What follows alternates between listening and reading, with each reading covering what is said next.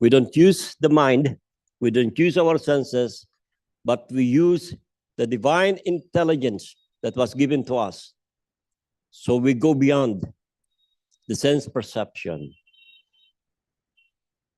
It is our lucky day that we have come here together, and soon we will be going out on our own places.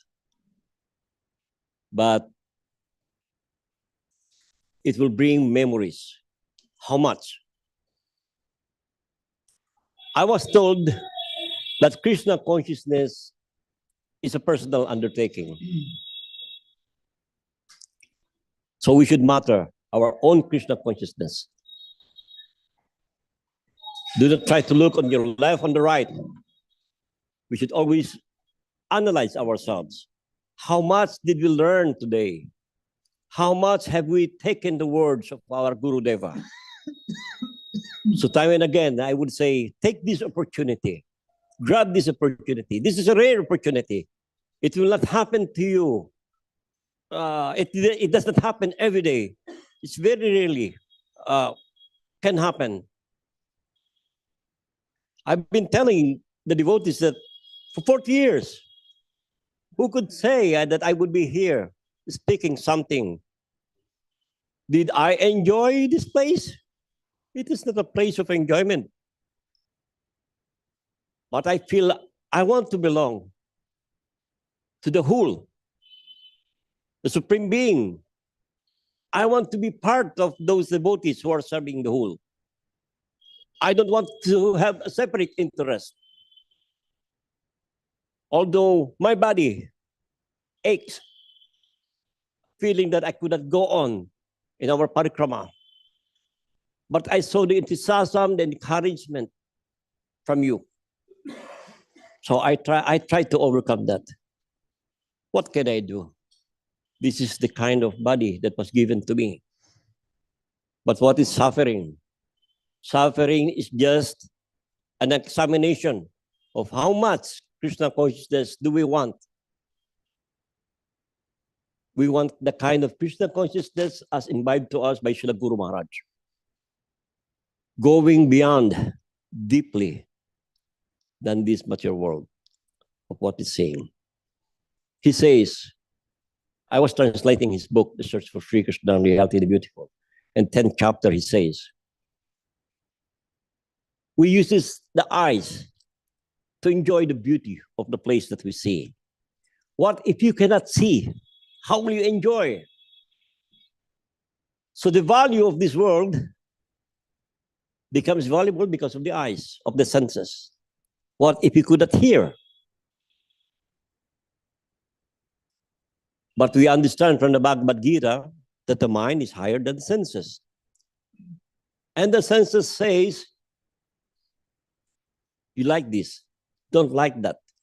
This is nice, this is sweet, this is bitter, this is that, this is this. But we also learn from the Bhagavad Gita that higher than the mind is the intelligence. The intelligence says, hey, Prabhu, don't take this. This is against your health. You'll get sick.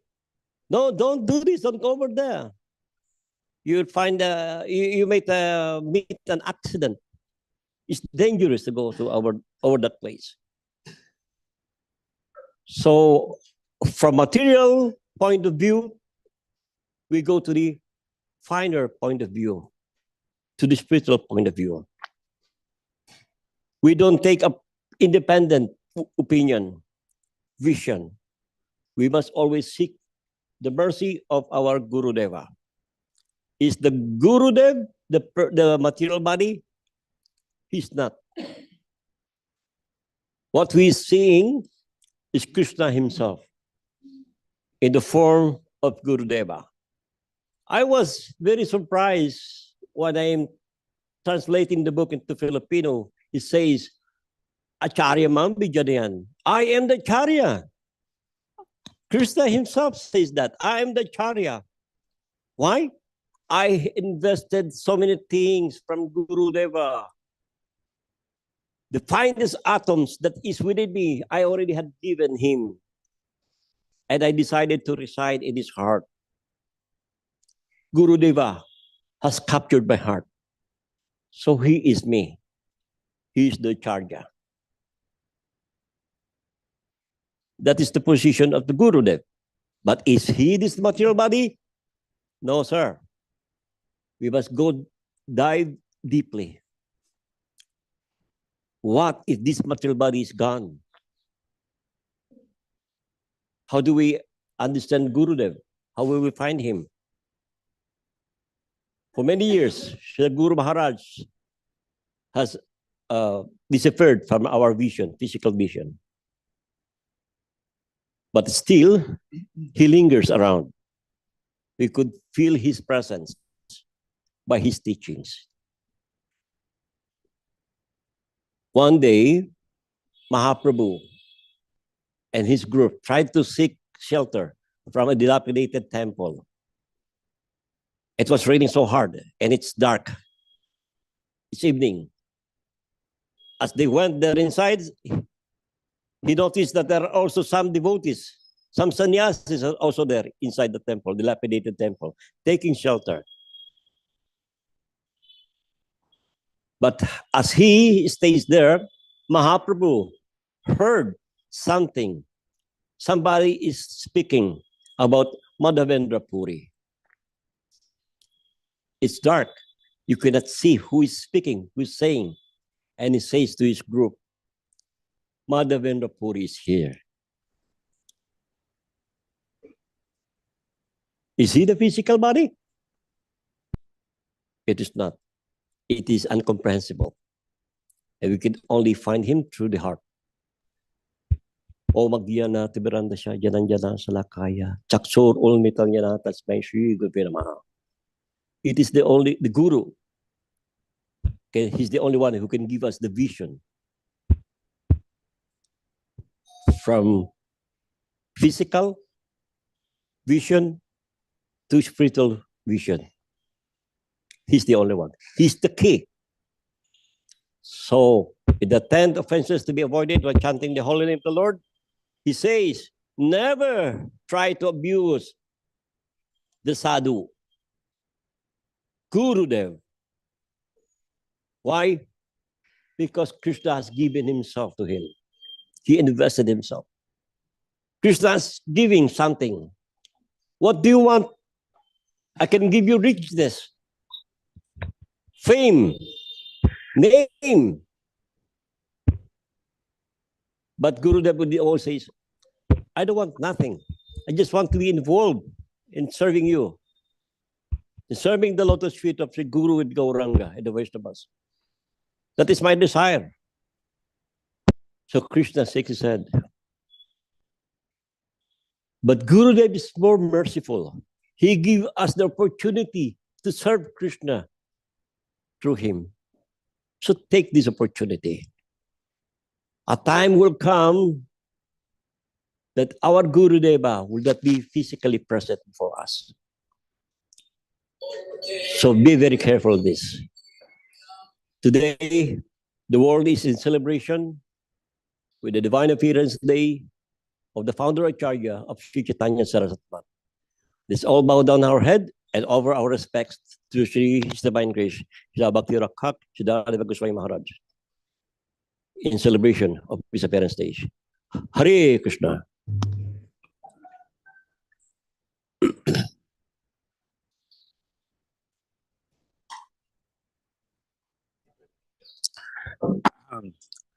Давайте на Mahavir Maharaj. Dandavat pranam, all the devotees. We have international Zoom today in English. Mahavir Maharaj does not speak much English, but he's a very pure-hearted Vaishnava and sincere follower of Srila Govinda Maharaj and preacher in Russia. He will say a few words and I will translate in English, just for satisfaction of Guru Maharaj and all of you. Maharaj. Считаю себя необычайно удачливой душой, потому что в этой жизни смог встретиться с необычайной, глубочайшей, совершенной концепцией, которая протекалась проливается через сердце Гуру Махараджа. I consider myself very fortunate soul because I got connection with this deep current of Krishna consciousness that coming through heart of Srila Guru Maharaj. И, конечно, я необычайно удачлив, потому что Говинда Махарадж, по милости преданных, он принял меня своим учеником. And I was so fortunate to be accepted by Srila Govinda Maharaj as a disciple, as a follower. Единственное, что нам не хватает, чтобы именно понять и как бы концепцию, которая протекает и проистекает из сердца Гуру Махараджа и Говинда Махараджа, это единственное, что можно сделать, пытаться им служить носителям этих глубочайших и совершенных. How do we get connection with the conception? It is not intellectual, not physical, not mental. It is coming through current of service and self-dedication and sacrifice. Как говорил Говинда Махарадж, отдай свое сердце и получи свое сердце. As Srila Govinda Maharaj would normally say, giving heart, you will receive the heart. Еще мне запомнились навсегда высказывания Гуру Махараджа, что служение – это награда. And also, I always remember when Guru Maharaj stated very important statement, service is the gracious gift of God.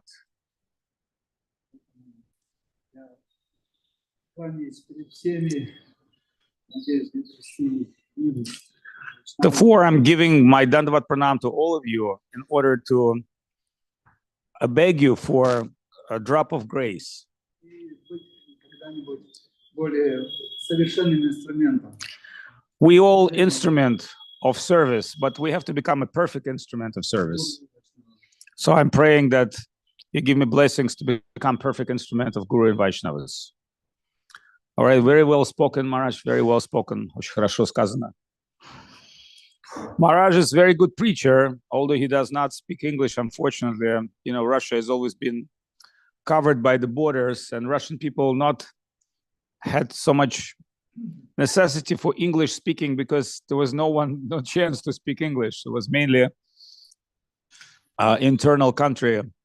However, there was many great scientists, as you all know, came from Russia, musicians, philosophers.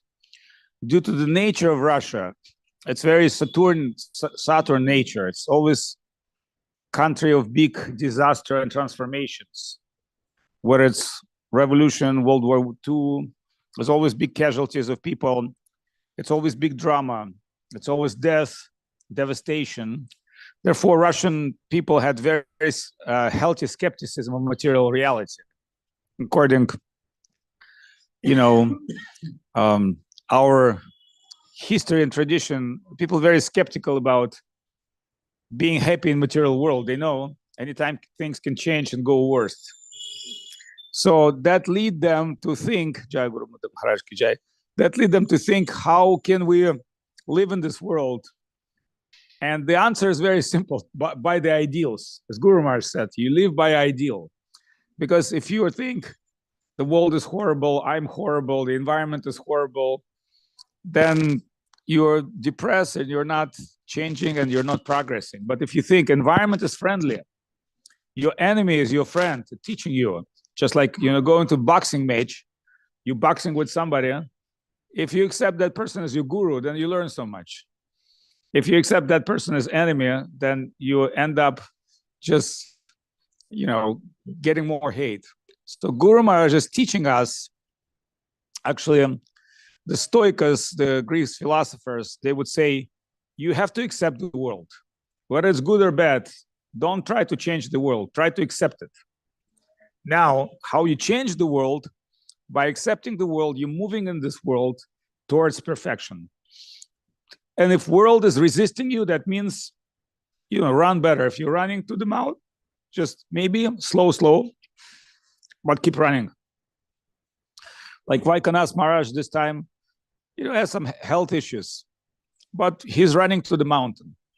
Maybe not the first, but he's going to reach the top of the mountain, whether it's Nandagram or Varshana, one way or another way. His goal is to reach the mountain. Maybe wait a little bit, maybe get little help, energy. And sometimes, motorcycle is coming, grabbing him and taking him up or down. which means the help will come from above, as Guru Maharaj would say. The help is not coming from your own sense experience. There's always will be somebody who will come and help you, support you. And there will be always somebody you hope will come and help you, but they will not. That's what Govinda Maharaj told me. See, Guru Maharaj was a very saintly person, but even some people didn't like him. Why they didn't like him? Because he may not be very diplomatic when it comes about Krishna consciousness. He may not try to please everybody when it comes to Krishna consciousness. He's just been very straightforward and very one-way a person, which tells us that Brahminical nature of Guru Maharaj sometimes would force him to go against his own interests. And that's what Govinda Maharaj said. He said, Guru Maharaj, you don't even know how to deal with government people. You don't even know how to lie. So you please be quiet, don't tell them anything. Because when they come with inspection, they're coming to look for trouble. And if you start telling them everything, they will find that and take as a trouble. Then Govinda Maharaj had to say, I will deal with them myself. So Guru Maharaj said, okay, I accepting this. I'll be sitting quiet and you deal with these officials. So one time officials came and they said to Guru Maharaj, oh, you have too much land and you have to pay tax. Because in India at a certain time, government did not start recognizing religion. They actually don't like to give religious exam. So they said to Guru Maharaj, well, we are coming here, you have too much land. Guru Maharaj said, well, this is a religious institution. I don't earning anything from that land. That land is for the service. He said, still, we have to tax you because you have one temple, but land is more and some building is there, so you have to pay. Guru Maharaj had no money, but he say, well, how much land allowed for the temple? And they say, well, according to the law, for one DT, means one Thakurji, allowed that much space free. Everything else taxable. But Guru Maharaj said, well, I have 3 DT, Radha, Krishna, Mahaprabhu. They say, well, Radha, Krishna, Mahaprabhu is the same. Guru Maharaj said, yes, but they're also separate. Radha, Avadhut, Subalitam, Nomi, Krishna, Swarupam. He started telling them the slokas. And he said, Radha and Krishna not married. So everybody has its own land. Krishna has his own land, Radha has his own land, Mahaprabhu has his own land. Then these tax collectors were so much charmed by Guru Maharaj. And they were so much accepted by his depth of Krishna consciousness, sweetness, and self-giving. And they're joyfully to said, yes, Swamiji, you convince us. You don't have to pay anything. Another way, one Gunda came to Guru Maharaj and he saw the donation box by the DTM.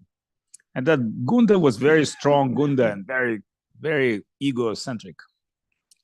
And he said, old man, I need that money. Guru Maharaj said, that is the God money. He said, I need that money because God has everything and I need the money today. Then Guru Maharaj said, well, I cannot force you with force. You are a strong man, you with a bunch of Gundas. But I can tell you one thing. You can take something that belongs to God. The question is, can you digest it? That Gunda said, don't worry, old man, I can digest anything. He grabbed the donation box and walked out, very proud. Next week, what happened was,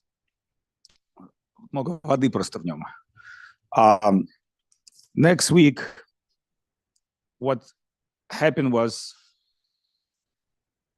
somebody got killed in the area, and everybody thought that Gunda has done it. He actually was, in this case, he was innocent. But because that was big case and police came and they took that Gunda and beat him for 5 days by sticks, almost killed him. Because they thought, well, there's possibly that man killed the person. But then later discovered that he's innocent. But after beating him for a long time, he understood, I've not killed anybody, but I have committed more offense. I went to Sadhu and took Krishna's money. So then he came to Guru Maharaj with folded hands and brought back the money. And he said, yes, you're right, Swamiji. I had no way to digest Krishna's money. Then Guru Maharaj was very happy and he accepted Harinam from Guru Maharaj and became Guru Maharaj's disciple. Like this, pastimes of Guru Maharaj is going on every day. Sometimes not enough resources, sometimes not enough men, because very few men stay with him. Very far away, that land is given by Sakicharan Babu, who's a very big disciple of Saraswati Thakur, a very wealthy man. But Guru Maharaj said, no, don't buy me land in Mayapur. Mayapur, everybody there. You buy me land, Navadvip, Kalirganj, Aparat Banjarpat, as Mahaprabhu, forgive all the fallen souls. There I want to stay there. But Sakicharan Babu said to him, actually, that land is nowhere. Very cheap. Okay, as you want, I buy you that land. What you want, I do. And I come and stay with you. Then he came to stay with Guru Maharaj. Govinda Maharaj said he could not tolerate the Guru Maharaj austerity. Because one day, Guru Maharaj eat very simple rice dal, very cheap. Next day, he cooked something very simple. And not even proper bathroom that time. Sakicharan was very disturbed because he's a man of comfort and luxury. But also he said to Guru Maharaj, you are living like you don't care about anything. Guru Maharaj said, yes, that is my nature. I'm trying to get internal satisfaction. Nothing externally will satisfy me. Then Sakicharan, very happy with Guru Maharaj, but he said, I cannot stay with you. So then Guru Maharaj had to stay. And then Govinda Maharaj joined. And Guru Maharaj finally had some light.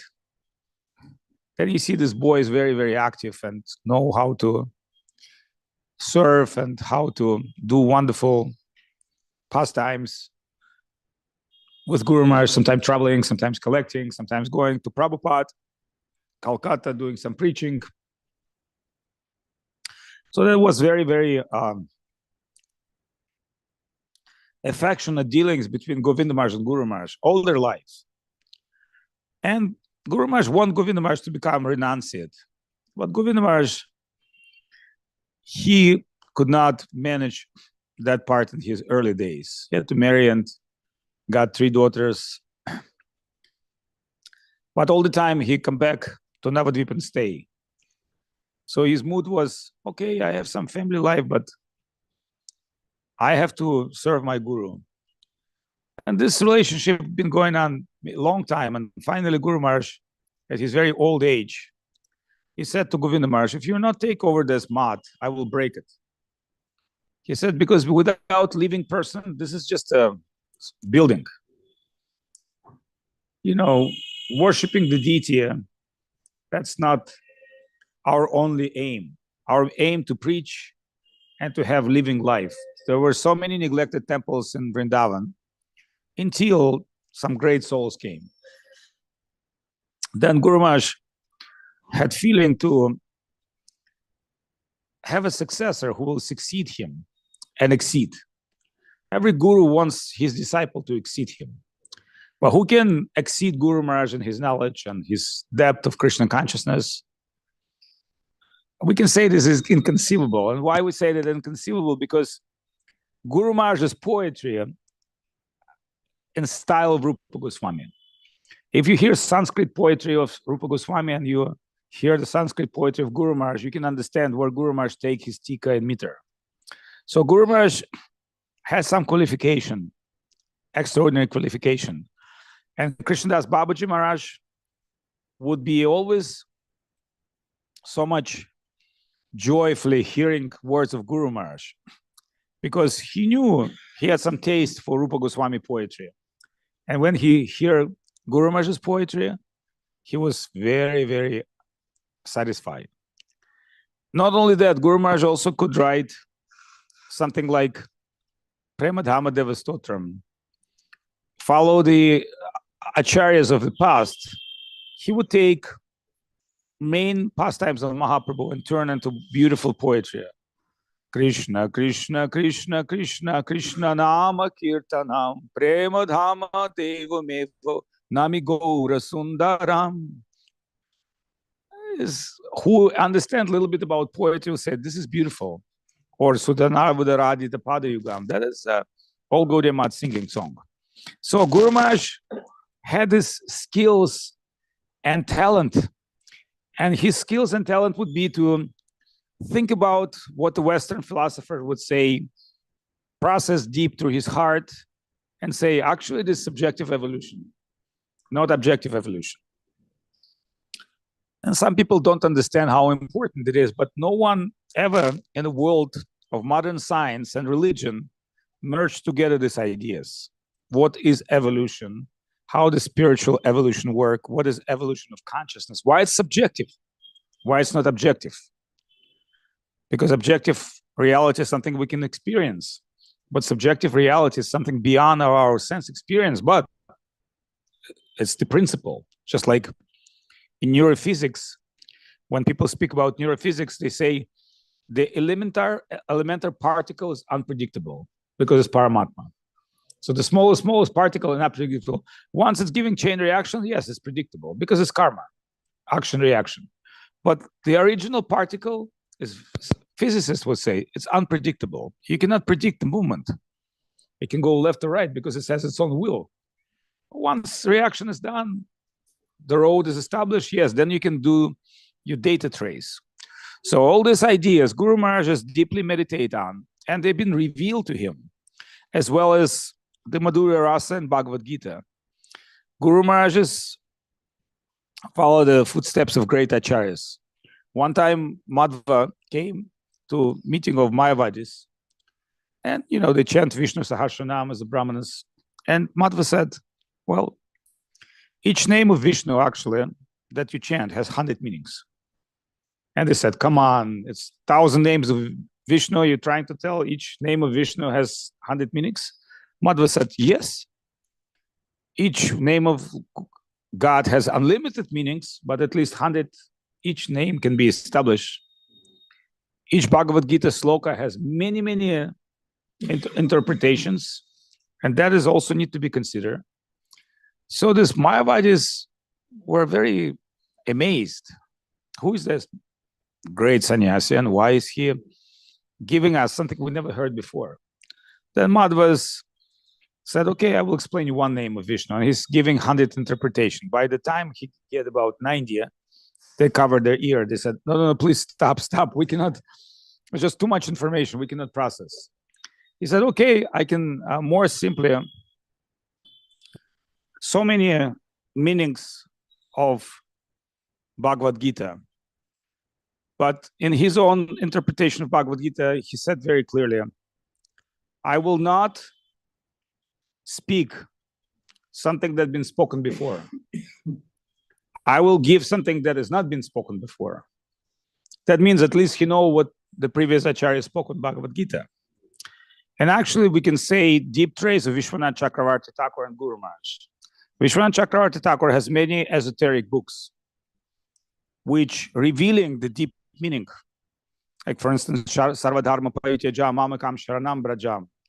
So then the word Brajam equal to Vrindavan, come to Vrindavan. So follow that Vishwanath Chakravarti Thakur, divine logics and divine perception. Guru Maharaj is discovering Madhurya Rasa and sloka Ramanticha Tushyanticha Ramanticha, which romantic is change. And Guru Maharaj understands Sanskrit, and he understands the way Vishwanath Chakravarti Thakur reveal things. But it's not easy to start thinking like Vishwanath Chakravarti Thakur. You need to have some, not only Siddhantic references, also big blessings. One time, they tried to disturb Vishwanath Chakravarti Thakur, local Brahmanas, and they tried to even kill him. Then he hid here in a Sevakunj. And they all come with stick to beat him because everything they say he totally destroyed. Then they could not compete. Only they said, only we should kill this man. Otherwise, he always will destroy our reputation, our earnings, everything. But when they ran to the garden, they saw a beautiful girl. And they said, where is that Baba? And the girl said, yeah, somewhere there. You can see him. They searched, nothing they could find. And after that, some time, everybody of them had dreamed that this person is that girl. He is the gopi of Vrindavan. Then they understood, what can we do like a frogs? Therefore, even Vishwanath Chakravarti Thakur had some resistance. So Guru Maharaj also had some resistance. So resistance is the current that make you play better, make you go deeper, and make you uncompromisingly moving.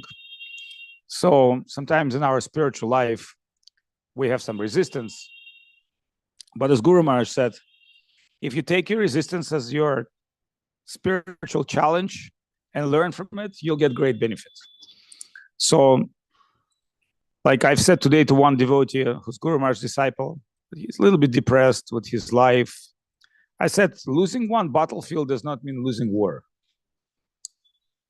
A war is many, many battlefields. And if you think, without losing one battlefield, I will do my war, then you don't understand what war is. War means challenge and lost and gain. But okay, maybe you lost one battlefield, two battlefields. Maybe you lost many battlefields, but your earn is to win the war. And war is with yourself. So the enemy is with yourself. Enemy is you, not somebody else. Krishna is not your enemy, he's your friend. Environment is your friend. So who's your enemy? Yourself. How to deal with yourself? Very difficult. So if you just hoping yourself, you win war with yourself, it's useless. You need to approach some power higher than yourself, which is Guru, Vaishnava, grace of Krishna. Then the question comes, how you keep that grace? And Guru Maharaj is giving perfect answer by Sharanagati. He's taking Bhaktivinoda Thakur Sharanagati conception, surrender, and giving book Prapana Jivanamrita. And going to six ways to establish what is proper surrender through, I would say, the words of devotees, through words of the Lord, through the action of devotees, etc. So that book is so valuable because it's the gist of all the Vedic knowledge to surrender to Krishna. And Bhaktivinoda Thakur giving some songs. Just again, Guru Maharaj just understand, okay, Bhaktivinoda is giving that, all right? Okay, what I do? I go this way. I go to that Bhagavad slokas. I go to that Kula Shaikar slokas. I go to this, and putting together, and beautiful book came out. And what to speak about him, his disciples like Goswami Maharaj and Mahayogi Maharaj made wonderful books like Search for Shri Krishna, Shri Guru and His Grace, all coming from Guru Maharaj's speech. And Guru Maharaj is not thinking, I will write a book. That time he's like Krishnadas Kaviraj, 80 years old. But every day he's coming and sharing his heart. Then it is service of disciple to glorify the Guru. So that is the number one rule, to glorify to your divine master, to your preceptor. And they've done it, very nice work. Madhusudan Maharaj did very good publications of Guru Maharaj's articles, Goswami Maharaj, Mahayogi Ji, and other devotees also. Sometimes devotees we don't even know. We have many, many articles on our Russian website, harikrishna.ru. We collect. Also, over 5 years, Russian devotees put together an archive of Guru Maharaj. Most people, unfortunately, on the West don't know about that. But we have all archive of Sridhar Maharaj transcribed and online, with every lecture, everything. I don't know what's the reason why some devotees don't want to publish Guru Maharaj. Maybe they think, oh, Guru Maharaj will not be properly understood, interpreted. But I think, okay, maybe by someone. Maybe I cannot fully understand. But for the future generations and for our movement, we must not hide this. Give it out. Who qualified, he will receive that. Who less qualified, receive less. It is according to one capacity, as Guru Maharaj said. See, by Guru Maharaj's Vrindavan giving a response to us. Because everybody is chanting name of Radha, Radha. But Guru Maharaj is not doing it easily. But finally, Krishnadas Kaviraj said, you are Rupa Goswami man. Means you what you are represent is coming through our teachers. Then Srila Govinda Maharaj, by divine fortune, received two of these places here in Vrindavan.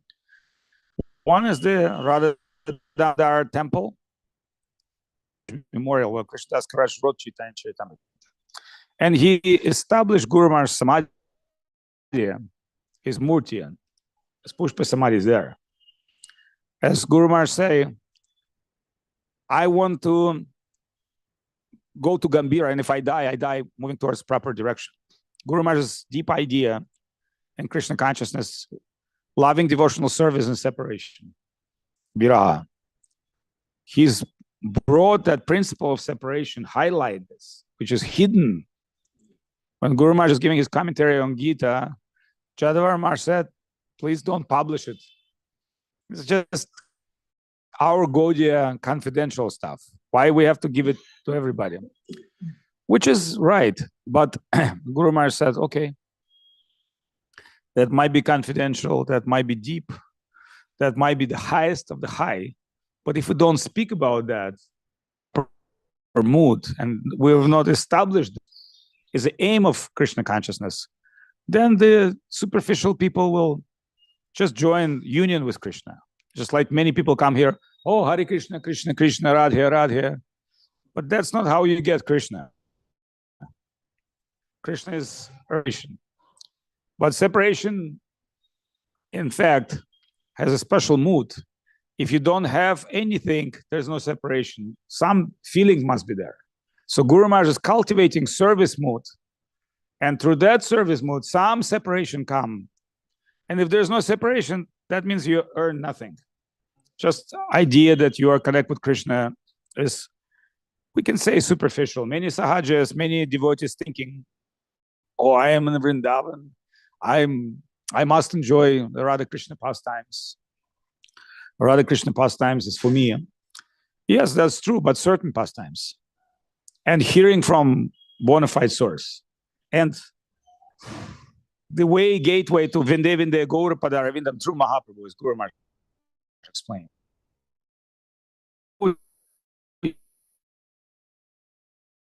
Yet, there are 4-hour parikrama, thousands of temples here.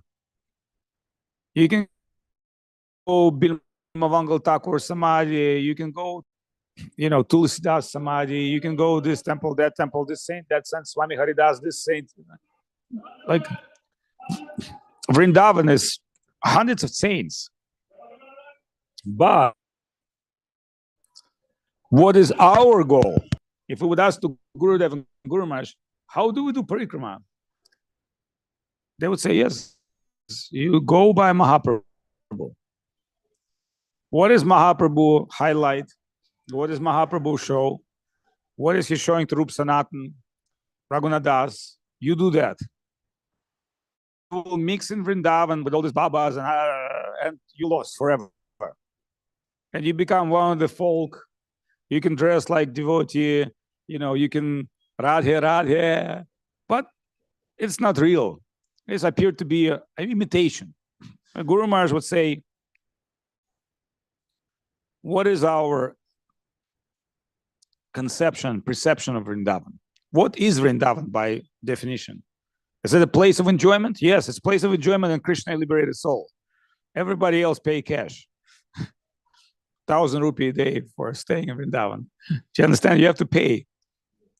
But in currency of Vrindavan is not money. The currency of Vrindavan is your service and attitude. If you can remain service attitude, you can stay in Vrindavan.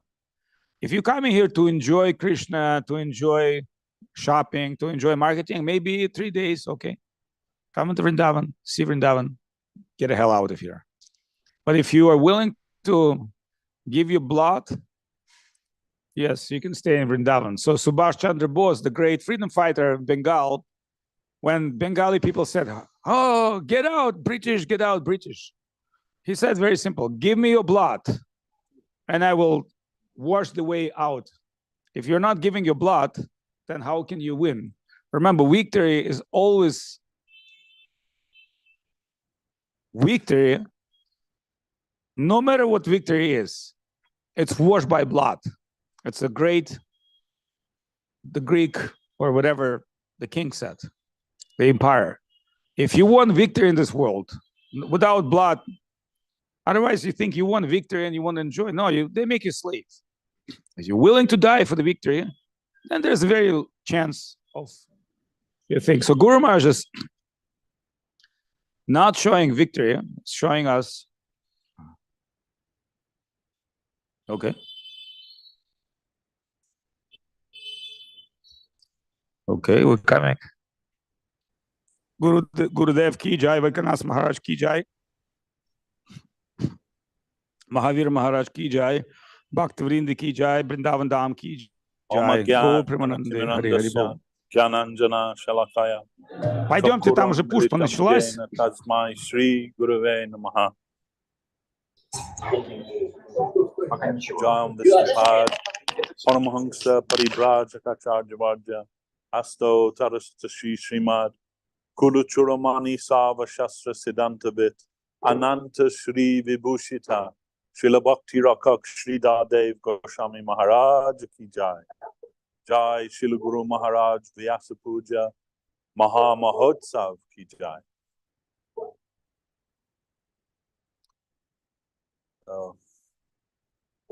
We feel very humbled and honored at the same time to be here with the Vaishnavas at Sri Gupta Govardhan in the presence of Sri Sri Guru Gauranga Radha Govinda Sundar.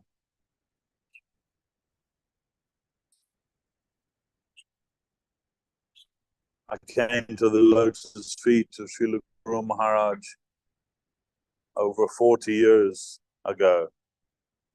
And still to this day, I think it's some kind of mistake that it's not possible for somebody like me to have come in connection with him. I want to say, after all this time, I still don't know what is right and what is wrong, but that's not true. I know what is right and what is wrong, but still I always choose to do the wrong thing. But somehow, by the grace of the Vaishnavas, by the grace of Srila Gurudev, the devotees keep me in their company. And on this day, we remember Srila Guru Maharaj and we reflect on him very deeply. Every year, between 1982 and 1988, when Guru Maharaj withdrew his physical form from this world, I would go at this time to be with Guru Maharaj on his Vyasa Puja festival. In those days, the two big festivals in Chaitanya Saraswat Math were Gaura Purnima and Guru Maharaj's Vyasa Puja. And I couldn't go every year for Gaura Purnima. Plus, it's a little like really hot for me. I don't fare very well in the heat. So I would go every year without fail to Guru Maharaj for his Vyasa Puja festival. And sometimes stay for a while if he would let me. Sri Chaitanya Mahaprabhu, he has a divine plan for this world. And he is too much merciful to the fallen souls. I've been reflecting on this in recent years, that how much we are unqualified for the service of Lord Krishna. And particularly when I think of my own self, that even the question about that is just a joke. But we are dealing with not an impersonal absolute. We're dealing with a person, the person absolute, the supreme person. And that supreme person is so much kind and so much gracious and merciful to the fallen souls, that if we think we were not created by him just to suffer in this material world, but we were created for a life of love with him. So he must have some plan for our redemption. And this Srila Guru Maharaj called the Lord's loving search for his lost servant. We are those lost servants. And Srila Bhaktivinoda Thakur, he, in his writings, over more than 100 years ago, he wrote that in the future, the fair-skinned Europeans, English, Russian, Chinese, they will all come under the banner of Chaitanya Dev, visiting the places of Mahaprabhu's pastimes in Navadvip with their arms upraised, chanting Jai Sachinandana, Jai Sachinandana, and going from place to place with the devotees of Bengal.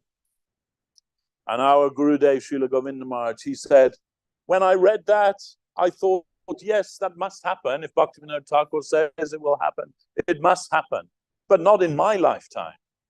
But then he said, but now I'm witness that prophecy has come true, and you are all part of that.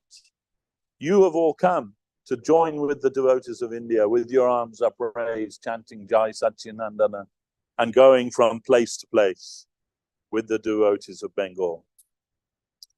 So the words of Bhaktivinoda Thakur are most prophetic. And in that same prophecy, he said the day will come when every intelligent man and woman of this world must come to understand that the only hope for us all is the religion of divine love as given by Sri Chaitanya Mahaprabhu. So similarly, we are thinking, yes, it must happen. Maybe not in our lifetime, but certainly it will happen. But at the same time, a profound feeling. And you may laugh and think, well, yes, of course, you'll say that because you're a disciple of Sridhar Maharaj. But I believe that his writings and his expressions of Krishna consciousness, they will be instrumental in making that prophecy come true. And without them, how will it come true? Guru Maharaj is himself, he said, I was born to preach in the English language. So through that, Krishna consciousness will be spread all over the world. Now we are thinking, so many of us are thinking, oh yes, he is another great Vaishnava in the Gaudiya line. But Srila Govinda Maharaj is not thinking like that. He's thinking history will show his preeminent position in the Sampradaya of Chaitanya Mahaprabhu, not less than the 6 Goswamis of Vrindavan, not less than Vishwanath Chakrabarti Thakur, Baladev Vidyabhushan, Srinivasa Acharya, Shyamananda, and who was the other? Narottam Das Thakur. Not less than them. And we just read it this morning. And we're taking our lead from Srila Govinda Maharaj. We can't imagine this. We cannot contemplate it, but we heard it from the lips of Srila Govinda Maharaj. Rupa Goswami appeared in the form of Srila Sridhar Maharaj. If we can understand that even a little bit, appreciate that even a little bit, then what fortune we have. And in the annals of spiritual history, that will come to be known to the world. And we were there. We saw firsthand his grace and heard from him directly. Srila Guru Maharaj said, if anyone will sit with me for 3 days, I can convince them entirely about the path of Krishna consciousness. And we saw that that was true. Actually, that was an underestimation. Sometimes someone could just sit with Guru Maharaj for an hour or even less and be fully convinced about the path of Krishna consciousness and embrace it wholeheartedly. It was no mistake that his Guru Maharaj gave him the title Bhakti Rakshak, the great guardian of devotion. And I heard on a recording of Srila Prabhupada speaking with Guru Maharaj, and he said, oh, Prabhupada, meaning Bhaktisiddhanta Saraswati Thakur, he said in the future Sridhar Maharaj will save our Krishna consciousness. And Guru Maharaj said, oh, he said that? He's like surprised. Prabhupada said, yes, he said that. So the greatest preacher that we know in the world of Krishna consciousness, Srila A.C. Bhaktivedanta Swami Maharaj, he believed that in the future Sridhar Maharaj will save our Krishna consciousness, because he heard that from his Gurudev. So today is an extraordinary opportunity for us to be able to glorify his divine grace.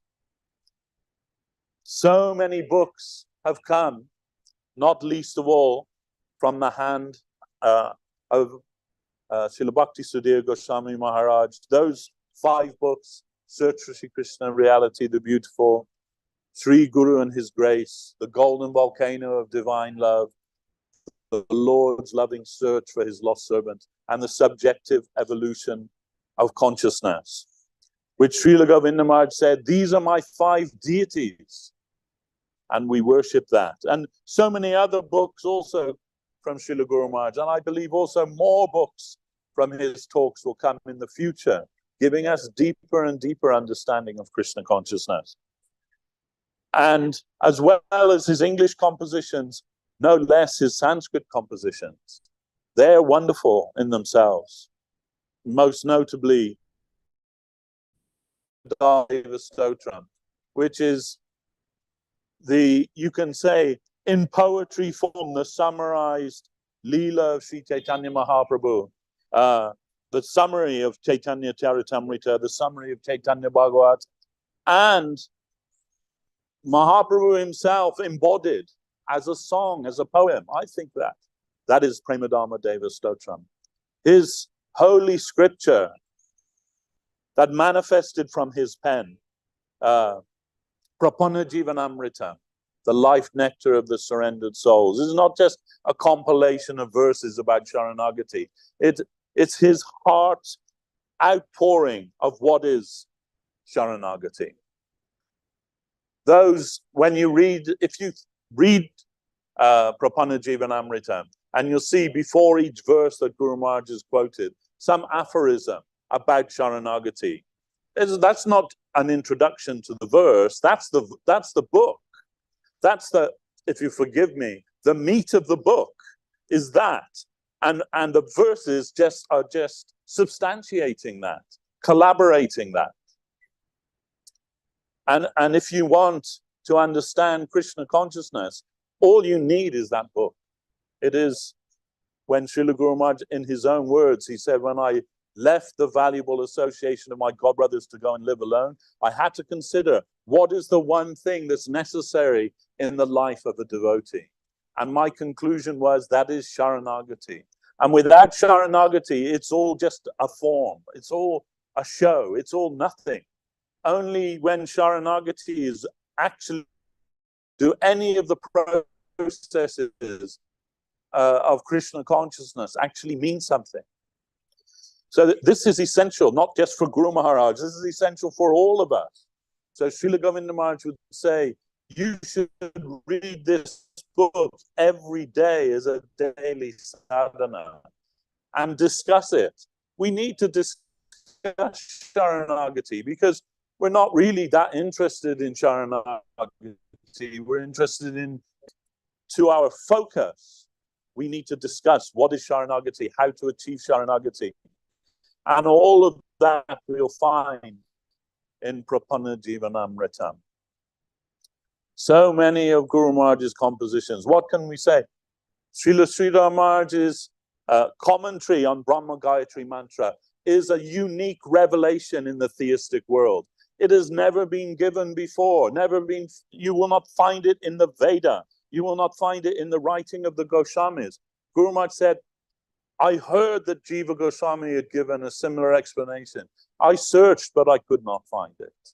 So what Srila Sridhar Maharaj has given, that explanation, short explanation of the Brahma Gayatri Mantra in the line of Srimad Bhagavatam, it is a new revelation in the world.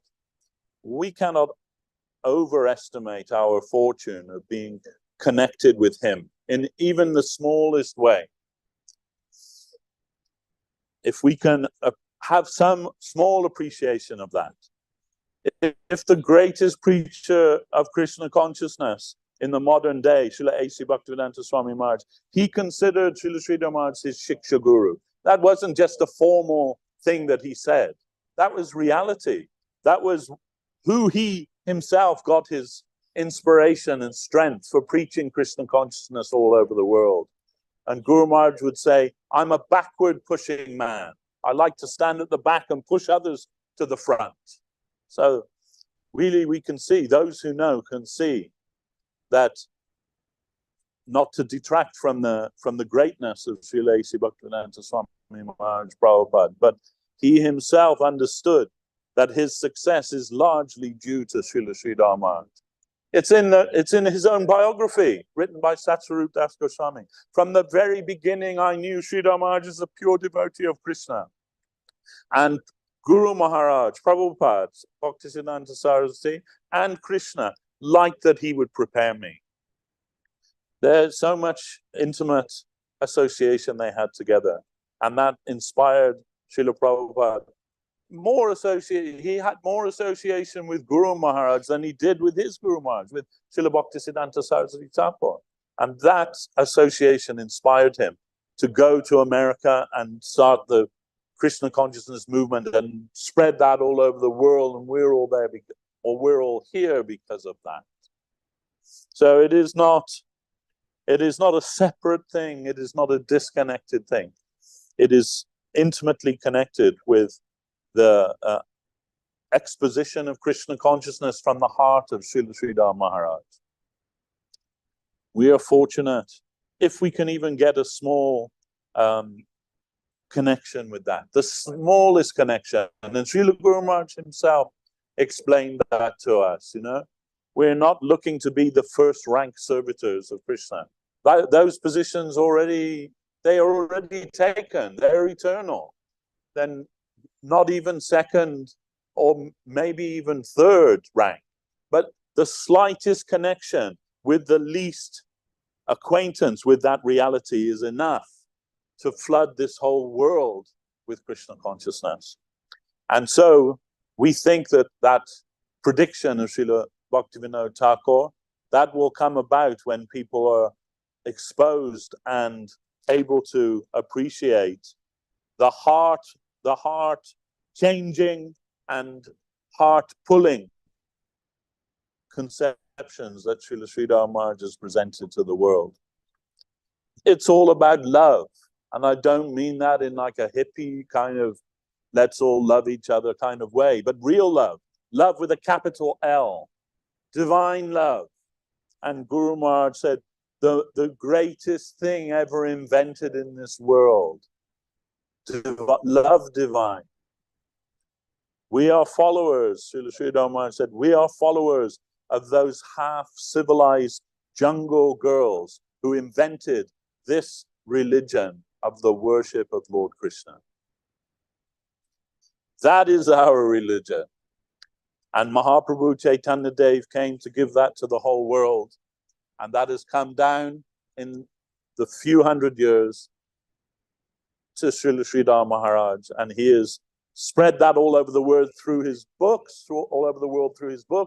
and through his dearmost servitor, Srila Bhakti Sundar Govinda Dev Goswami Maharaj, whose life and soul was and is the preaching of the glories of Srila Guru Maharaj. So in our remembrance of him also today, we try to say something to glorify our Gurudev, to our Guru Maharaj, and we know that he would be most pleased for that.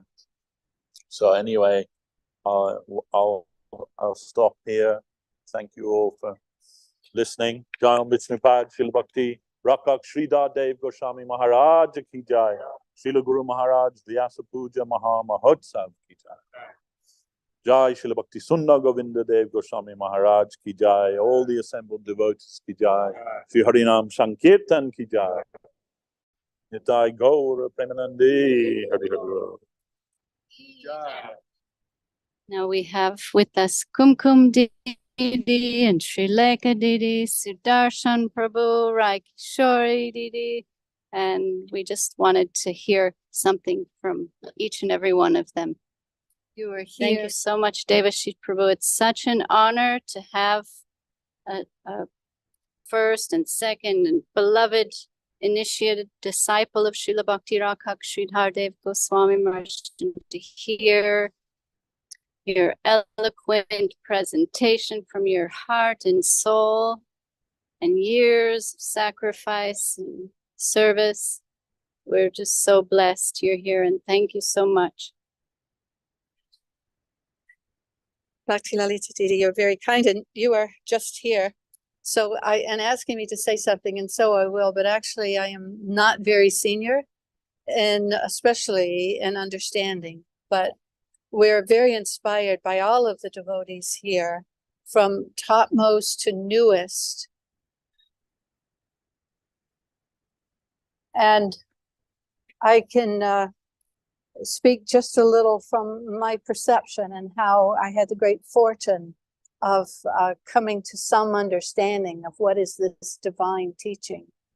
And of course, when Srila Prabhupada A.C. Bhaktivedanta Swami Maharaj came to the U.S., we all have our stories of how we got grabbed, and they're all different, but they're all, I have no idea how or what I did to deserve or why I got this, but just that it was indisputably the answer, that and there was a God, because this is coming from the divine plane, not from me, not from any of my so-called professors or some understanding, some intellectual endeavor I had been on, but just that grace came and made itself so attractive, there was no way we would not jump on that.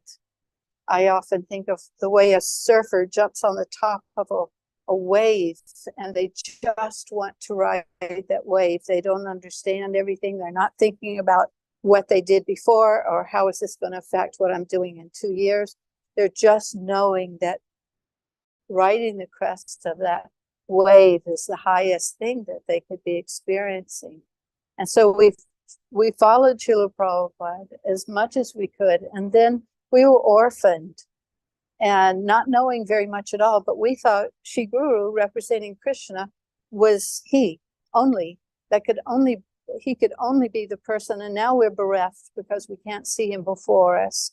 So we're trying so hard to read in his books and talk among ourselves about what is his real message. What do we do now? How can we continue trying the help that he was always giving? And so this was our struggle for, it seemed like many years, and seemed very desolate. And then by the grace of Srila Bhakti Sudhir Goswami Maharaj, we happened to be in the best place to hear what he had been doing and discovering, which was going to the lotus feet of Srila Bhakti Rakshak Sridhar Maharaj, which he had understood correctly to be Srila Prabhupada's desire for us, not just a permission, but his intention for us to do. And this was like a secret. And Goswami Maharaj was making it he was making it an open secret. And so we could learn something from him. And you all know now what those teachings were, because they've been published in the form of these divine books. But in the meantime, we just began to understand what we later read in Shri Guru and His Grace, something that Srila Prabhupada had always said, but we had not understood, which was Guru is one, and he appears in an infinity of forms to teach you, me, and all others. So there, our problem of how to proceed was completely resolved, because as long as Shri Guru, who is sent by Sri Krishna himself, he comes as the Acharya, then we can still keep trying to keep a connection with this divine principle, however he's going to appear. And we're also fortunate enough that he continued to appear in the form of Srila Guru Maharaj, Sridhar Maharaj, in front of our eyes, and we got to have further association with him and further instruction. And by the first time I went to visit him, I just went to the mat. I had never even been to India before. I'd never been interested, but now it was becoming so real. And I got there, and Srila Guru Maharaj was not well for about 3 days. He was not coming out of his room very much, but somebody gave me good advice. They said, if you want to feel his connection, he's pervading this Dham. So you just do any service to this Dham. And I found one of those little brooms, and you can always sweep, even the outdoors. And so I just did that and felt extremely happy. And what I had heard about Guru Maharaj, I felt that connection very strongly. And finally, one day, somebody said, Guru Maharaj is speaking, he's sitting on his veranda, come. And the lady taking me and myself were the only people there. And so Guru Maharaj greeted me so beautifully. And I was quite aware that I was in the presence of someone not of this world. And he said, what are your questions? And I, oh no, I don't have any question. But immediately I understood that the whole time I'd been doing that service, I had been thinking that I was not there because we had the time and the money for the ticket or the schedule, anything like that. And so the question that came out was, how can I remain in the holy Dham wherever I may go? And he answered, it is not by our good works, nor our austerities, nor any scholarship, nor any any charitable works that we may perform, but it is by our intense earnestness. And I was becoming more and more enlivened because I definitely didn't have any of those first things he mentioned. But when he said intense earnestness, I said, what if we have no earnestness? And he said, for that we will take the assistance of the Vaishnavas. And so that's what we've come to see, that all of the Vaishnavas who are still trying in this line to follow will be granted this complete success of remaining coordinated. Whatever that path will present to us, we'll just continue to navigate, and we'll feel all of the support and the love that is part of this path. We'll always be feeling that. Sometimes it may be a rockier path and sometimes a very smooth path. Both are very good for us, but both are eternal, so we'll get that. And even in the modern day, forever now, those who are following, someone will manifest who's giving that same divine teaching.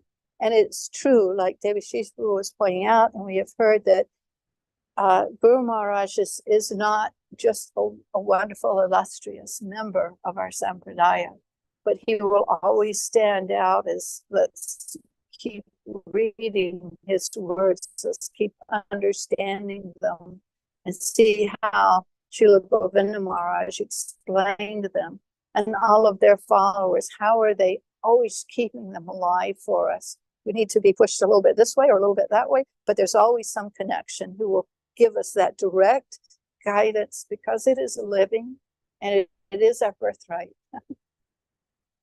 Now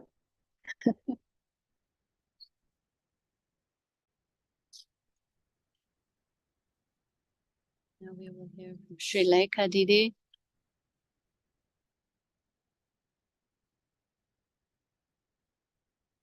I have a really soft voice, so I'm going to sound like I'm yelling. Do I sound like I'm yelling? I don't know. Thank you. Thank you. Anyway, it's so nice to see old friends' faces here. Am I holding this too? Or? Yeah, just like that. I think, so we were reading a little passage in the car, something that I had the good fortune to hear something, one of the wonderful videos on YouTube. I'm mentioning it because there are a lot. You can see his movements, you can see his expressions, laughing is beautiful to see. And everything he's explaining all the things that when we hear about Krishna consciousness remain with a little question mark. And I think the big question mark is Sharanagati. Right? We're always hearing this is the central thing. This is it. This is what Mahaprabhu came to give. Shikaya Sharanagati Bhakatera Prana. That means Sharanagati is the life of the devotee. So we're like, okay, how do you do that? And we're reading Avichincha Veda Siddhanta Prakash. The Guru Maharaj is, and the Siddhanta coming from his divine mouth are one and the same. So it's important, and of course, separate in this wonderful, mysterious way. So it's important to talk about, as Devashis Prabhu was saying, to talk about Sharanagati. Because it's a really practical practice. It's not like, oh, Sharanagati, It's really a day-to-day thing. It can become minute to minute. It can become second to second, because it is real life. And so I just wanted to, I know that the program can't go on so long, so I will just read a little passage from what we were reading in the car on the way here. This very, very beautiful explanation of Sharanagati. Okay, you shouldn't have told me that. You're going to regret that. So I'll just read you this very small little passage. We must live in the midst. The word midst means in the middle. All around us, we must live in the midst of the infinite. Under the unlimited sky. And we must live in this sky. He said, Guru Maharaj is saying, Krishna Icha. Tava Icha, Icha means desire, his will. He's saying any desire, any movement, any suggestion may come anywhere, anytime to us to obey.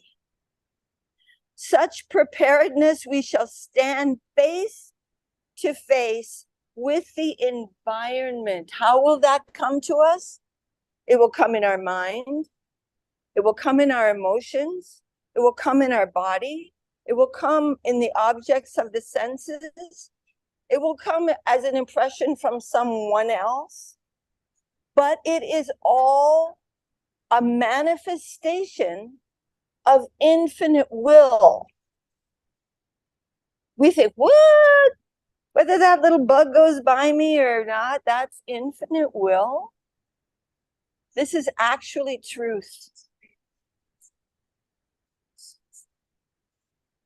The only reason we're not seeing it, why aren't we seeing it? Does anyone have any idea? All around us is infinite will. Infinite will is by its nature Vishuddha Sattva.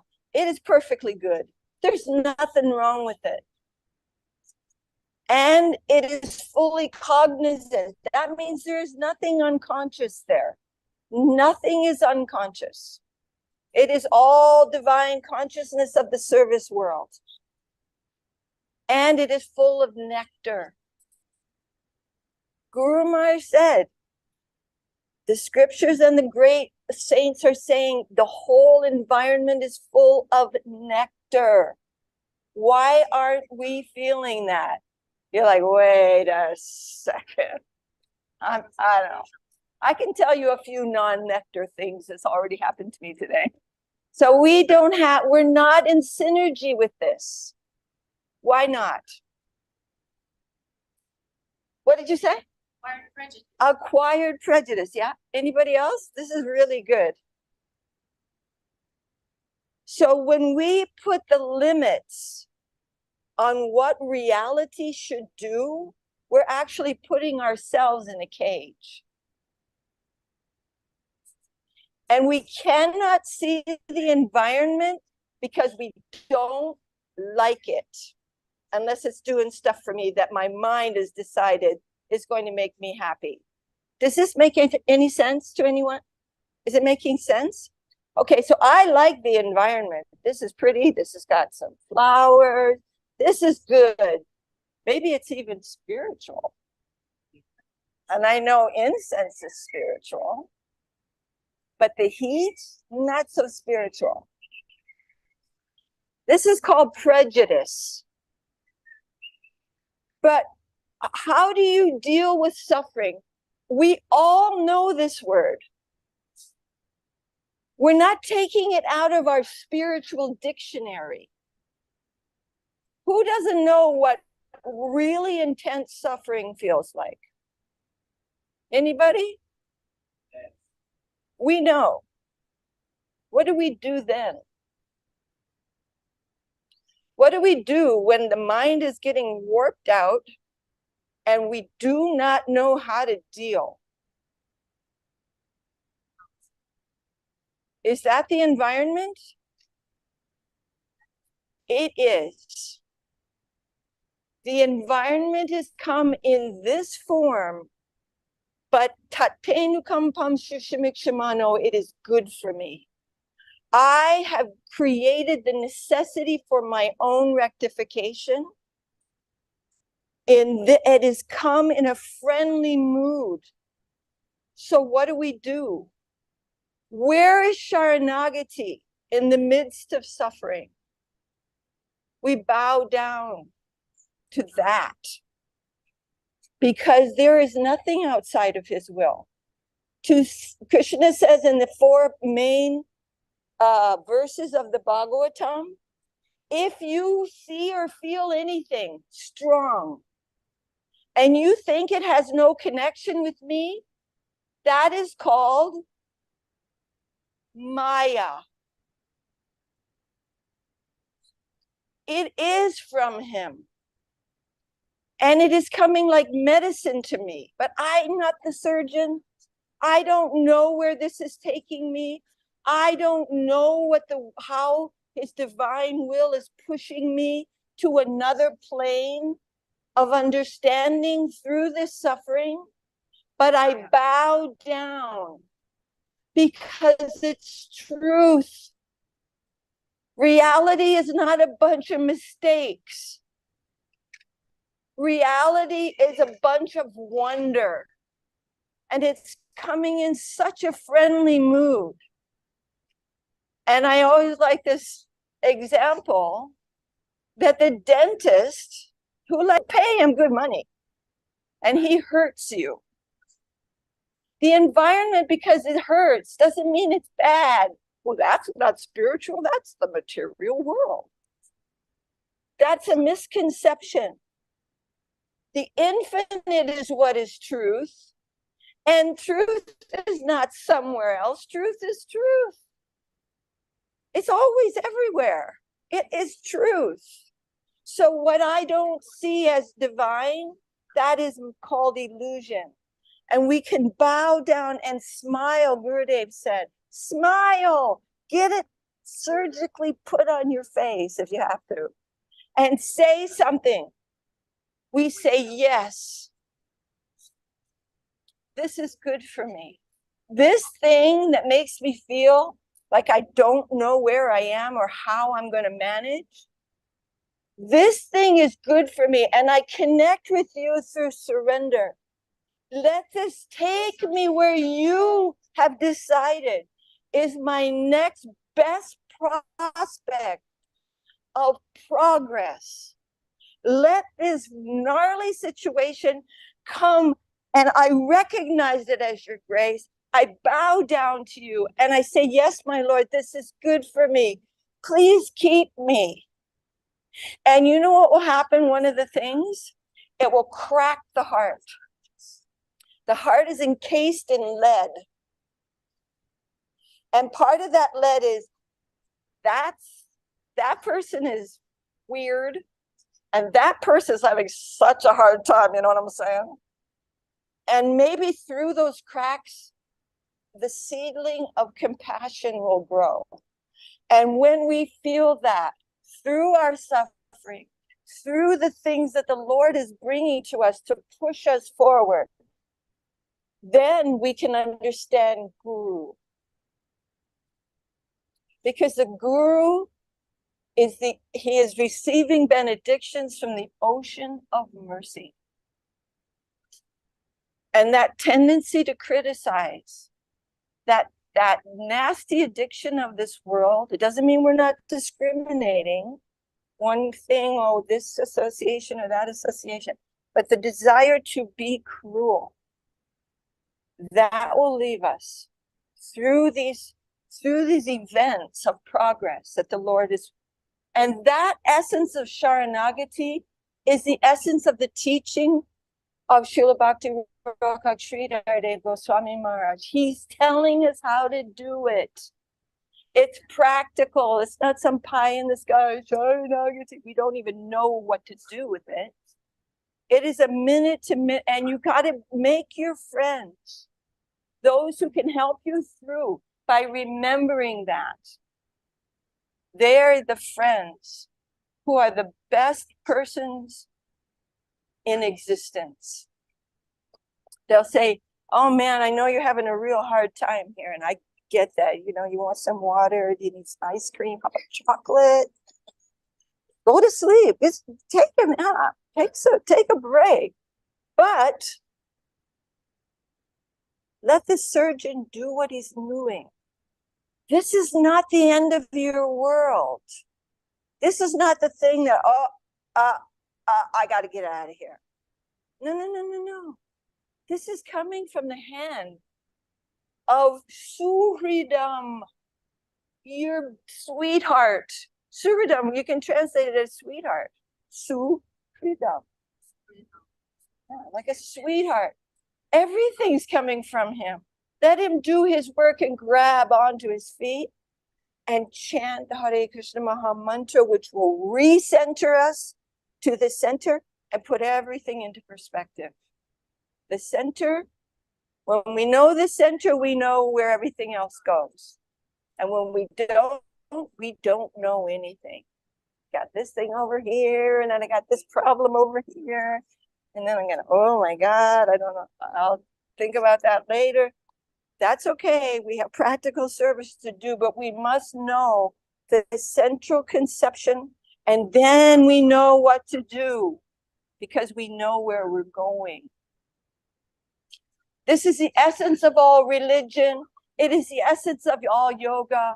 It is the all-accommodating reality where nothing is sacrificed because everything is pushing me toward my dearest beloved.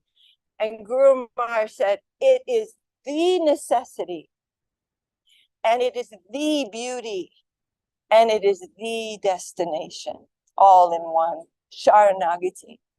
So we're really trying, and we need each other for this, because you're facing the mirror of your own illusion. Now, that's not easy sometimes, but we're okay. An illusion is an illusion. Your father, your guardian, your friend, you go, it's okay. It's not that thing.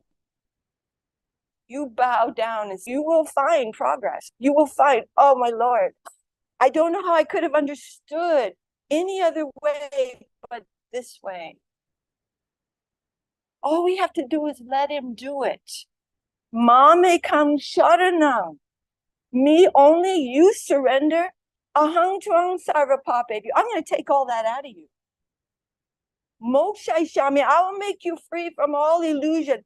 And then what's the last two words? Ma shucha.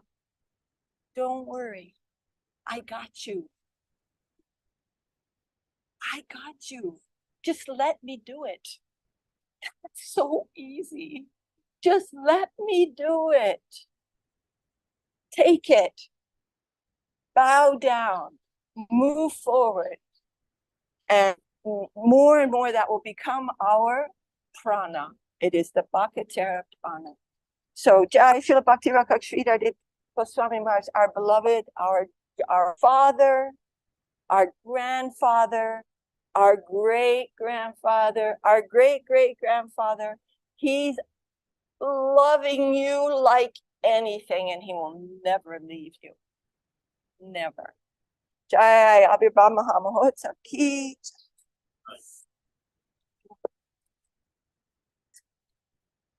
Thank you, Srilekha. That was overwhelming and super beautiful.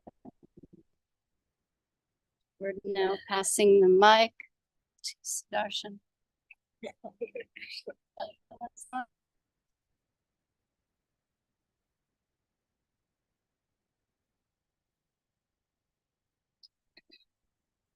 Jai Shri Guru Maharaj ki Jai.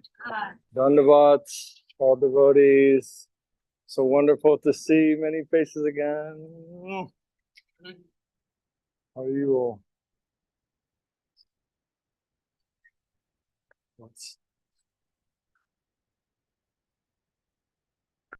Dandavad to the devotees. So nice to hear such a beautiful explanation of the core dimension of Guru Maharaj's Siddhanta. So wonderful to hear the appreciations from Devashis, Prabhu, Kumkum Didi, Mataji. Excuse me.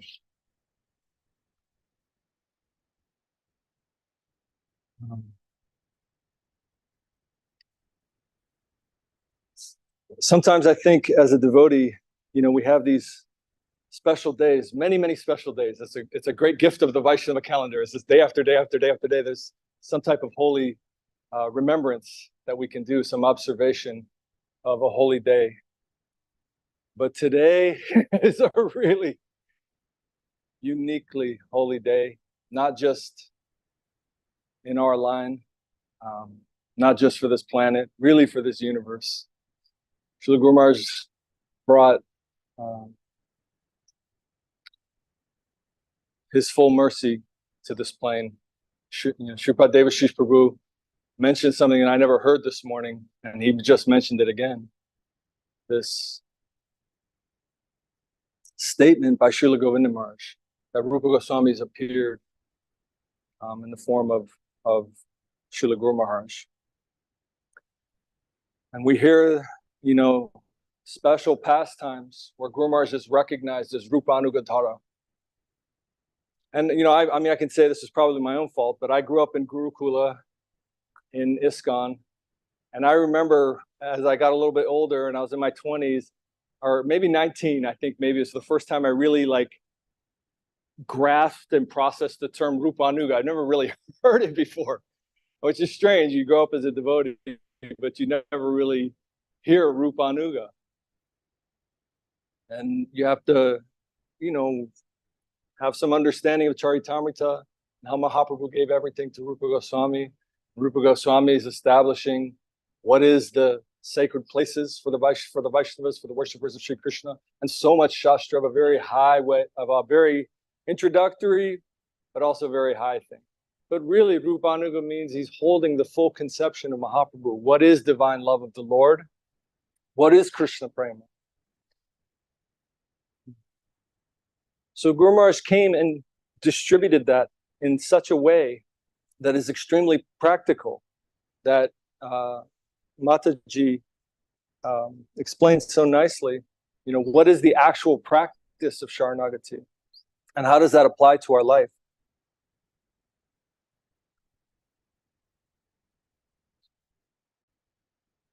Somehow we are in connection with that.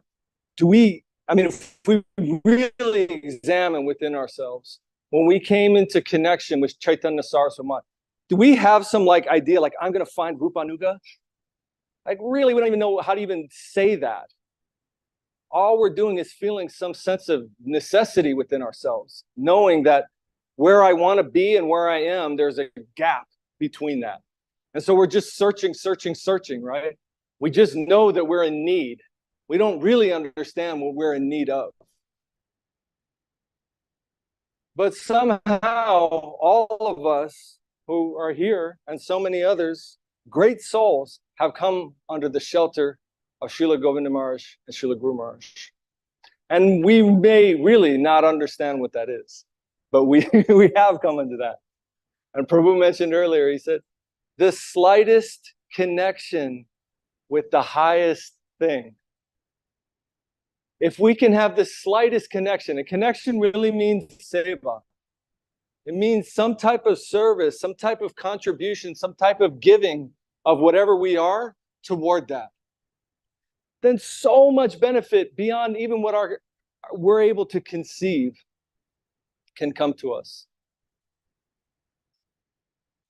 The Srila Guru Maharaj, he wrote so many wonderful compositions, but one of them, Bhakti Vinod Viraha Dashakam, which means a prayer and service, remembrance of Srila Bhaktivinoda Thakur. And one particular shloka there was really appreciated by Saraswati Thakur. And the last line of the Sri Radha Pada Seva Namritamaho Taddatu Misho Bhavan. That Bhaktivinoda Thakur, you know, Guru Maharaj is recognizing what all the things that Bhaktivinoda Thakur came to give and culminating what is the seva of Sri Radha. And Saraswati Thakur was recognizing in that composition, oh, someone has come who is receiving what I came to give and who can carry that. And again, he showed, and we all know these stories, but it's very important to remember when Saraswati Thakur is on his deathbed and going to leave this planet, he wants to remember Srila Rupa Goswami.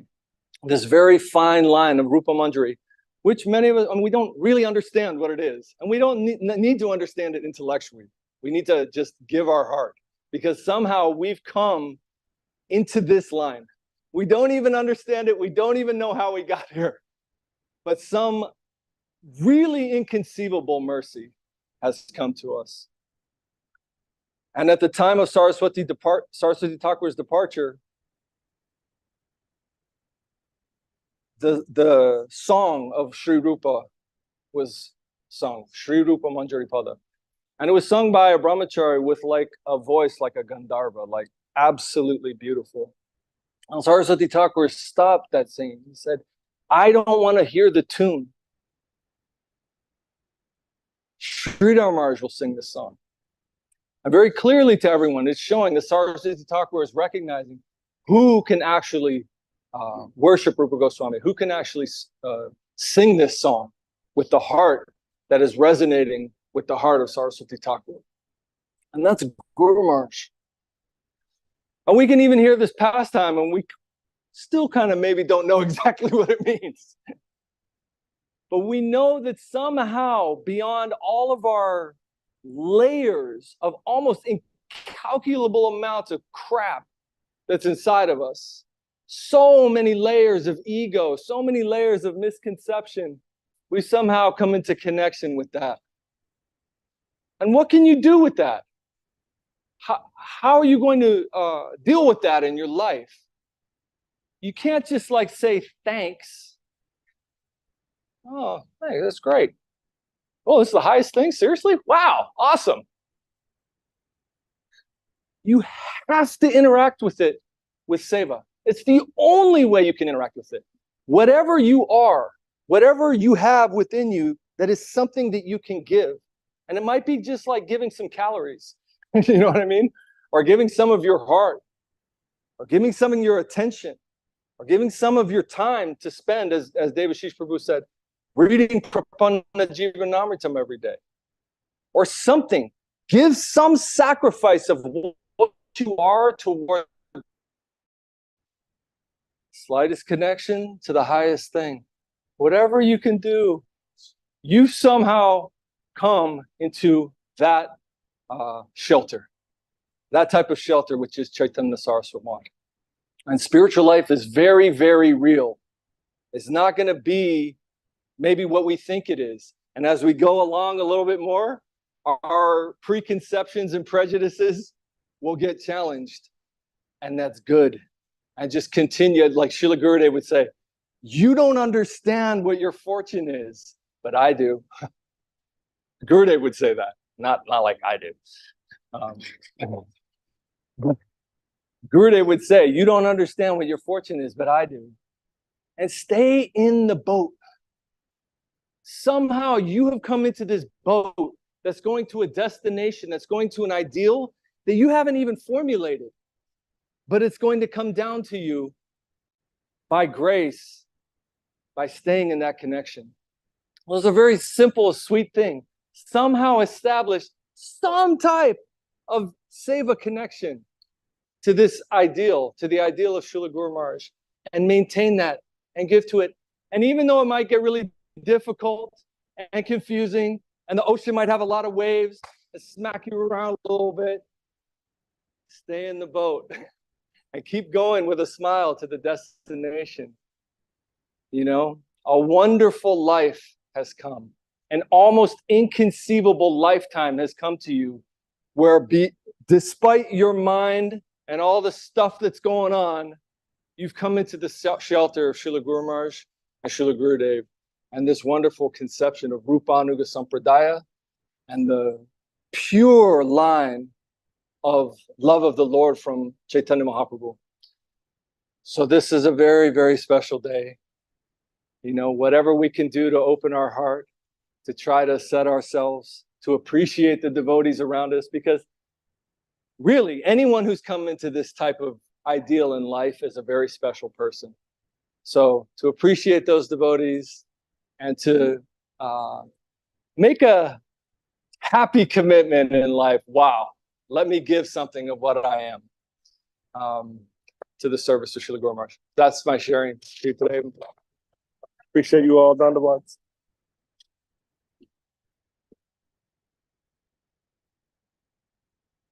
Now we will hear from Raikishori.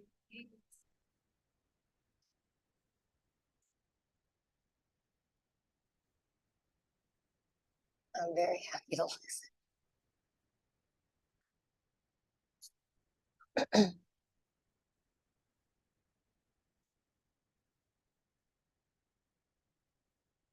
Dhanavats to all the devotees. Very happy to be here. Very happy to be with you all.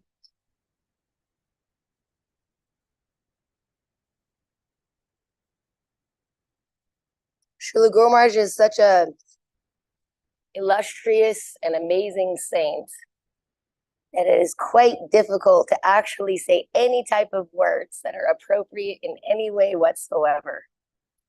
But sometimes we have to risk it because our friends are asking us.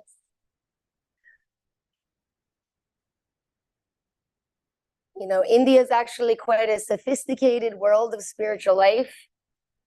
And Srila Guru Maharaj is exemplifying when the relative and the absolute are actually manifesting at the same time. It's not always like that, but when it happens, it's even more glorious. He's coming from a very dignified background, from the most high type of conceptual thinkers, and arriving at deeper and deeper revelations on the nature of reality, so much so that his own guru is giving him the title of Shastra Nipuna. What type of culture has these types of titles to give towards others? Like we read in the songbook, there's a name, Kavi Raj, right? Kavi is poet and Raj means king. They're recognizing this type of person has such an illumination in their heart that we will give them the title of the king of eloquent, beautiful words coming out of their mouth. So Saraswati Thakur is giving the name Shastra Nipuna.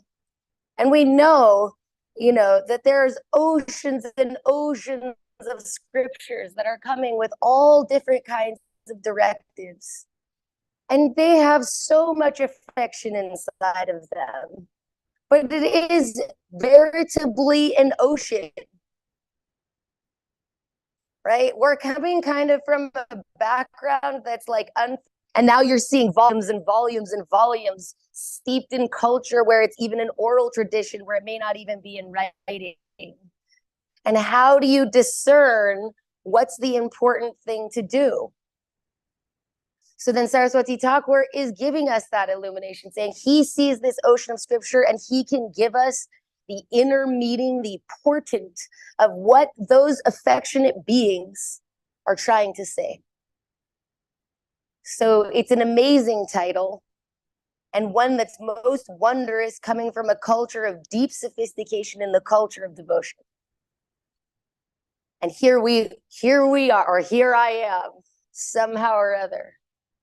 And we hear, actually, there's great thinkers, and they say that the most noble job of a soul is to find the highest possible ideal in the universe and to try and go towards that.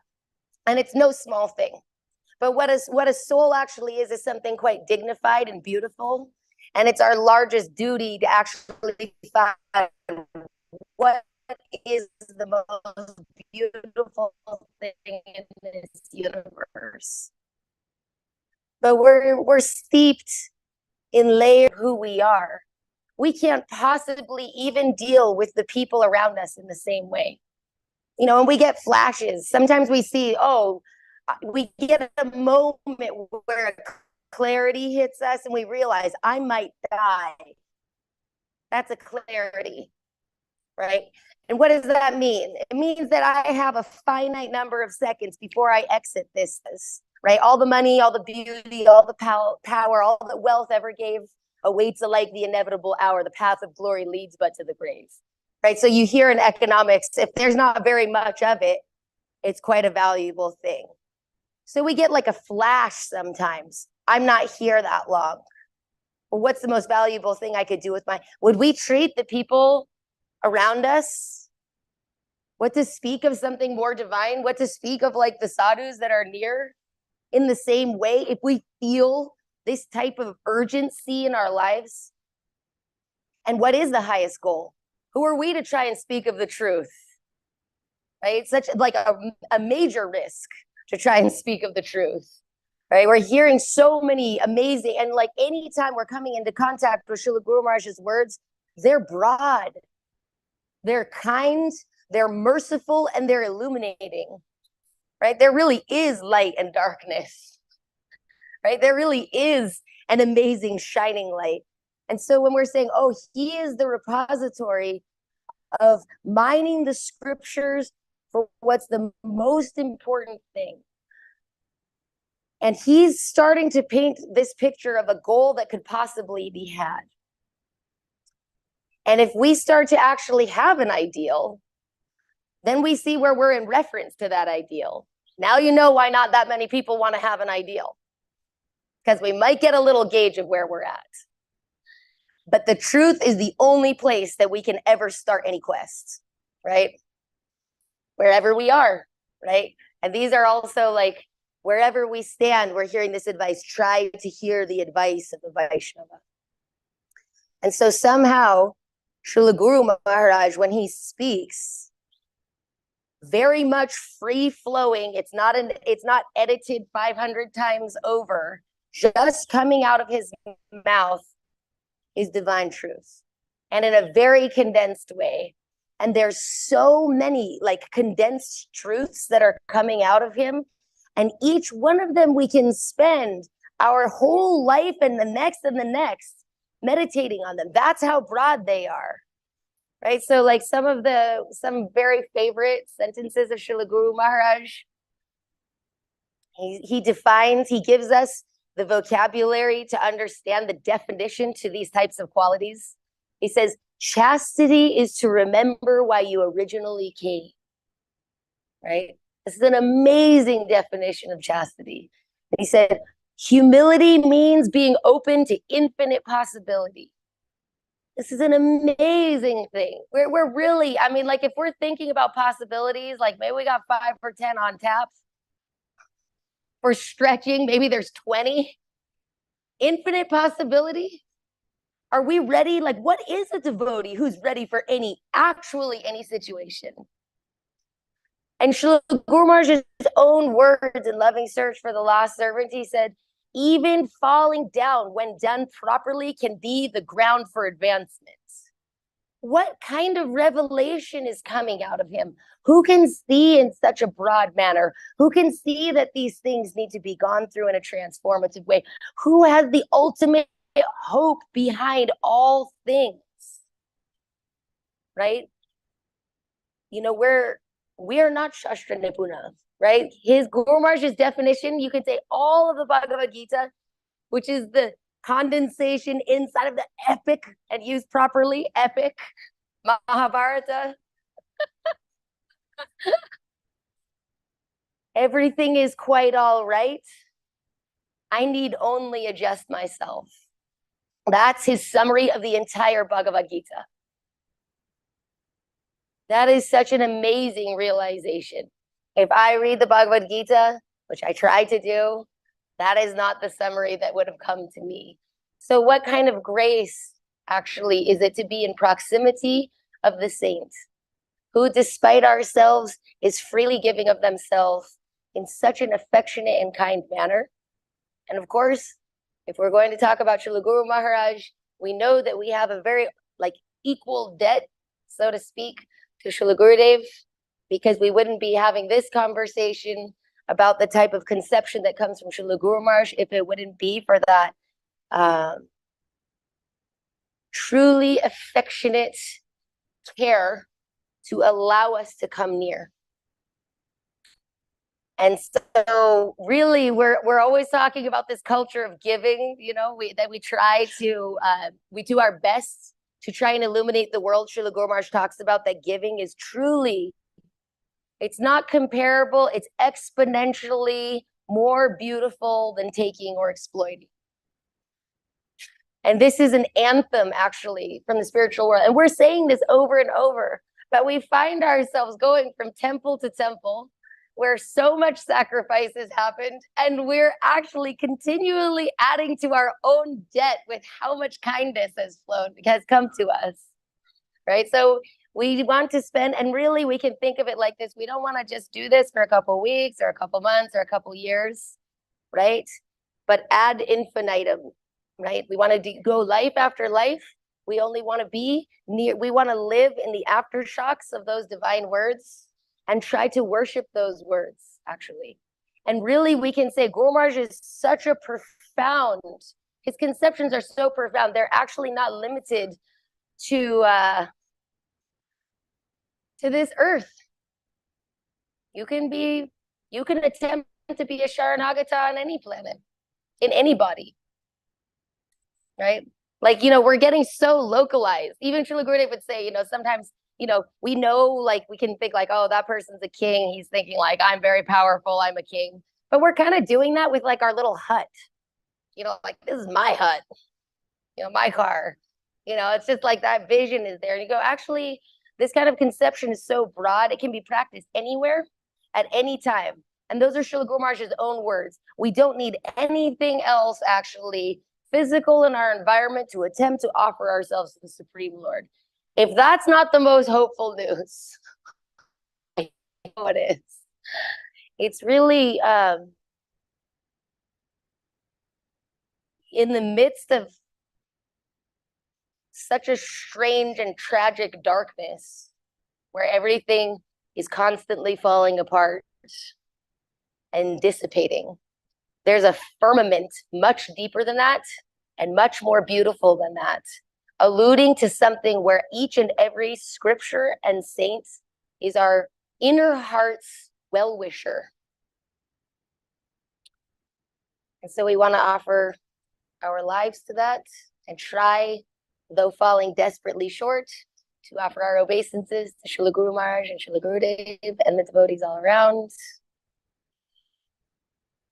My turn. All.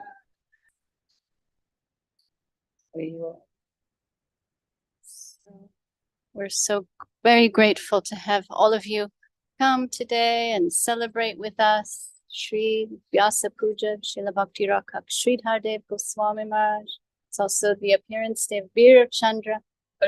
And Srila Gurudev would come and tell, it is no coincidence that Srila Guru Maharaj appeared on this day, the same day as Veer Chandra, who was more merciful than Nityananda Prabhu.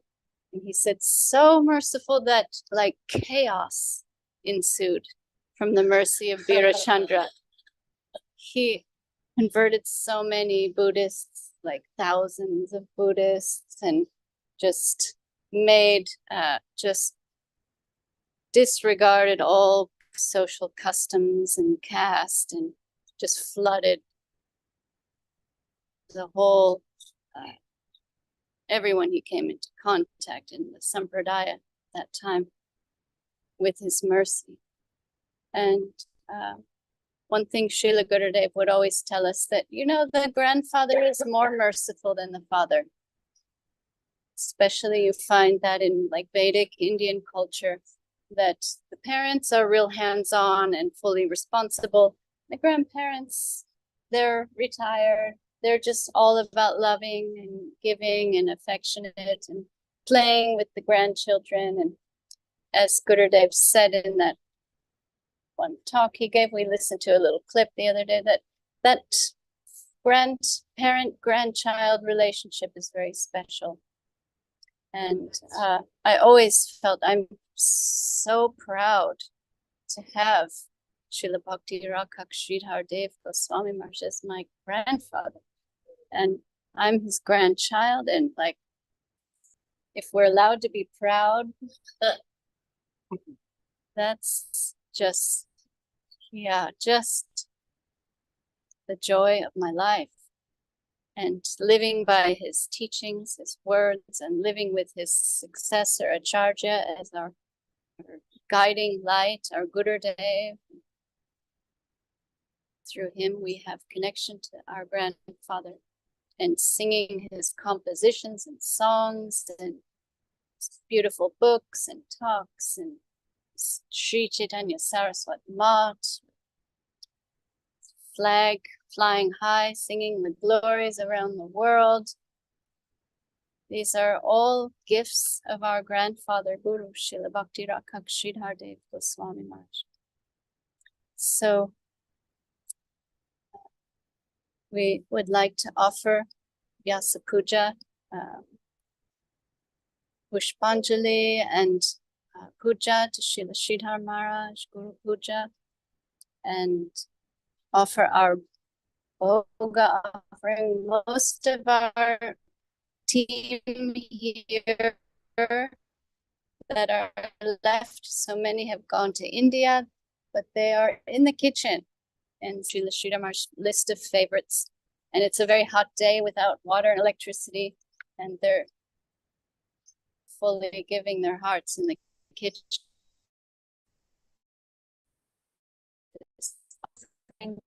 Do arati and then serve prashadam to all of you. So let us begin, and we welcome everyone who's come from all over, and so glad to have you with us today.